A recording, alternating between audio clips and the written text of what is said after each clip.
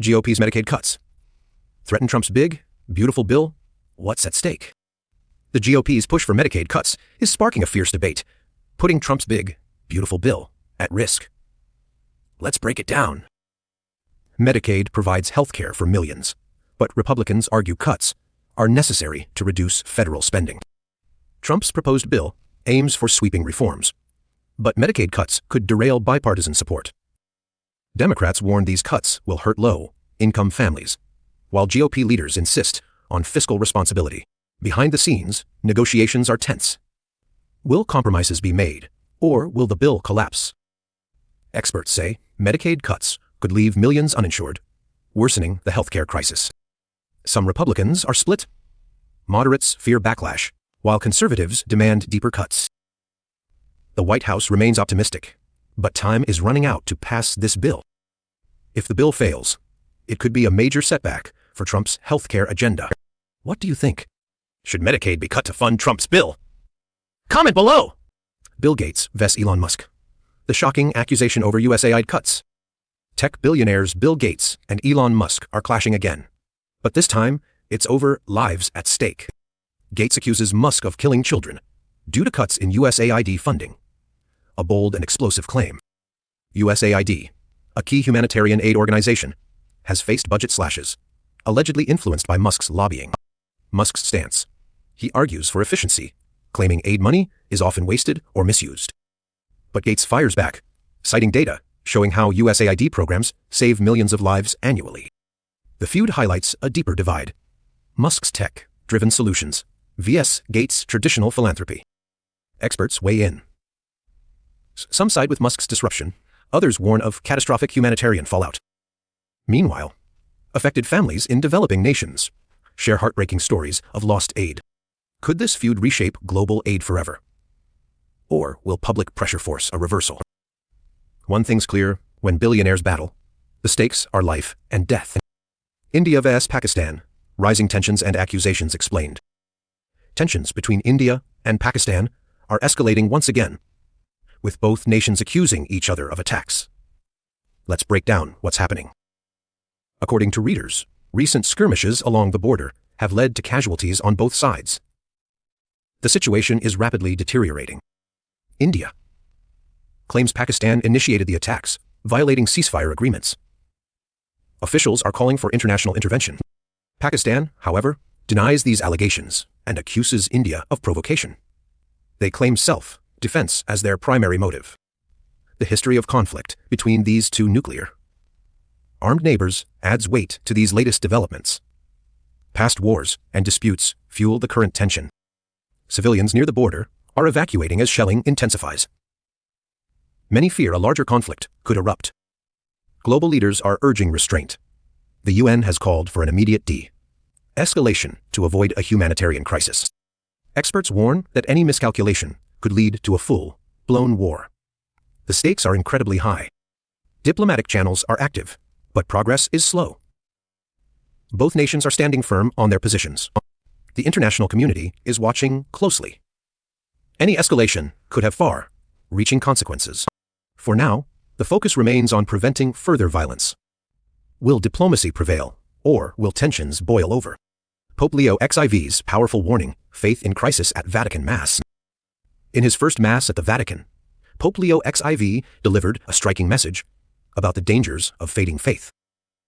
Thousands gathered in St. Peter's Square, eager to hear the new Pope's inaugural address. The Pope warned that modern society is losing its spiritual foundation, calling it a crisis of belief. He emphasized that without faith, humanity risks losing its moral compass and sense of purpose. The Mass featured traditional rituals, symbolizing the Church's enduring traditions in a changing world. Pope Leo XIV urged believers to strengthen their faith through prayer and community.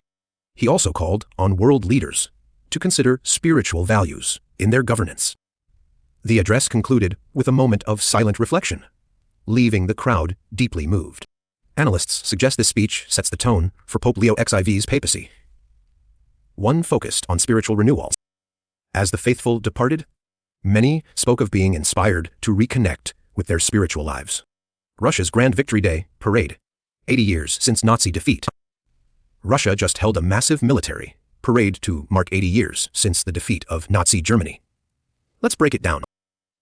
The event showcased Russia's military might, with thousands of troops and advanced weaponry on display. President Vladimir Putin gave a speech, emphasizing Russia's historical role in defeating fascism. The parade included vintage WWI tanks alongside modern missile systems, blending history with current strength. Foreign leaders were notably absent, highlighting Russia's growing isolation on the world stage.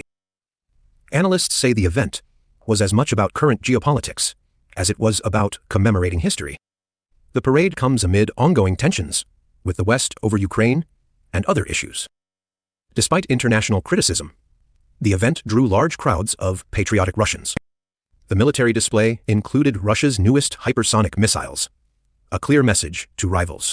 Historical reenactors wore WWI uniforms, connecting today's Russia with its Soviet past.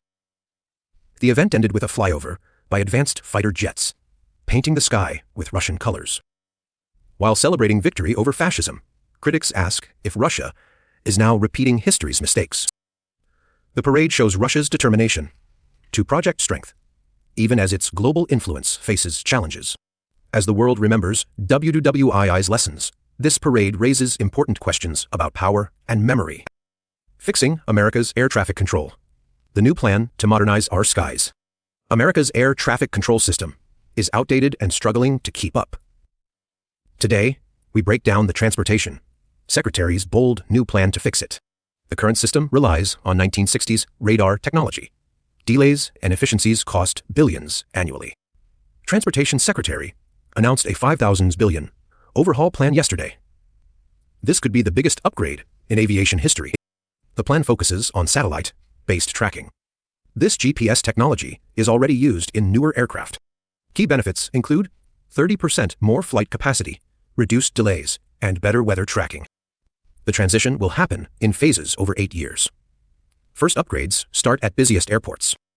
Critics worry about costs and training, but supporters say it's long overdue for safety. The plan includes cybersecurity measures. Digital systems need protection from hacking threats. Smaller airports will get upgrades too. This could revitalize regional air travel. The FAA will partner with tech companies. Private sector innovation could accelerate improvements. Pilots and controllers will get new training. The human element remains crucial for safety. If successful, this could become a global model. Other countries face similar challenges. What do you think about this ambitious plan? Will it solve our air travel headaches? Comment below! Why did Trump fire the Librarian of Congress? Shocking political move explained. In a surprising move, the Trump administration has fired the Librarian of Congress. But why? Let's break it down. The Librarian of Congress, a key cultural figure, oversees the world's largest library. This isn't just any job. The firing came without clear explanation, sparking outrage and speculation across political lines. Some say it's part of a broader trend of politicizing non-partisan institutions. Others see it as a power play. The Librarian of Congress has historically been a neutral role, preserving knowledge for all Americans. Critics argue this move undermines trust in public institutions. Supporters claim it's about efficiency. What's next? A new appointee could reshape the library's direction, impacting research and culture. This isn't just about books. It's about who controls information in America. Stay tuned for updates.